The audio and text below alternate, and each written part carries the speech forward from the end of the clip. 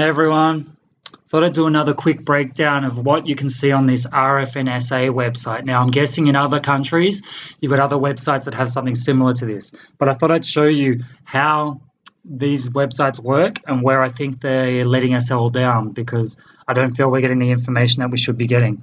So if we have a look here, this one's actually a tower done at which is located at 202A Taylors Road in Delahaye in Victoria, right near Keilor Downs, actually, where there is a bit of a worry about what's happening right now. So here you can see the tower. If we go up, we can go through and look. It's a 40-meter steel triangular lattice tower. Compliance certificate was done on the 12th of June, interestingly enough. A Panza EME report was done today on the 24th of June.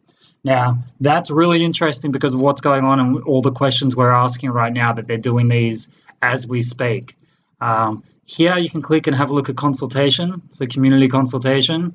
Go down here and click on notification. Now they're quite worried. They want to make sure that we can see that they've consulted the community. Existing proposed work includes replacement of 3 existing remote radio units.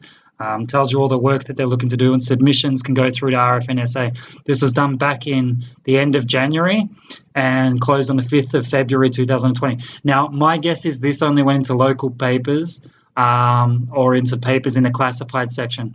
Thorough consultation in the 1997 Telecommunications Act means that people need to be consulted on properly. And my gut feeling is that it hasn't been done in the correct way. That is my gut feeling.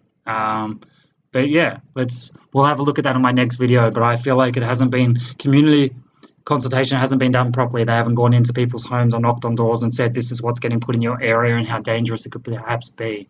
So we'll click back. So safety. So when we click on safety, this is for people working on the towers, I think, more than anything else. Read this page before work on rooftops and near antennas. Do not stand in front of antennas. So obviously they're powerful as hell. Here, just safety checks, telling you if they're on the roof, you've got to talk to the manager. This one's scary. RF hazard area beyond this point. So that just shows how dangerous these things are. I feel like we're maybe not aware because they're just there and we don't look into it too much. Let's go back to the first page. Now let's have a look at this compliance certificate. So first we'll scroll down and I'll show you here. Optus has 900 megahertz, 2100 megahertz, where are we? Telstra 4GX up to 2600 megahertz, which is 2.6 gigs. Vodafone is the one that's looking to do proposed 4G and proposed 5G. Now, I don't see any community consultation in regards to those proposals, so I'm not sure if they've gone ahead without anyone knowing or what's happened there.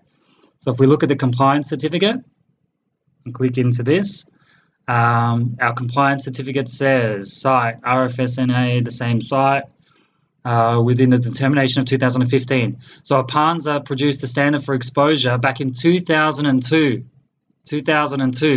18 years ago. 18 years, this has not been updated since 18 years ago. And our figures are 1,000 times higher than other countries. So for me, it's just ridiculous that this is what they use as their compliance statement.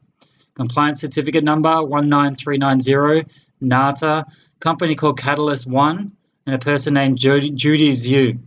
That'd be the person I'd be saying, if something comes up and people get sick, this is where the litigation goes to. So we're going back now. We've got another minute to go. Apanza EME reports. This is done on the 24th of June. Now, when we read through this, report summary levels.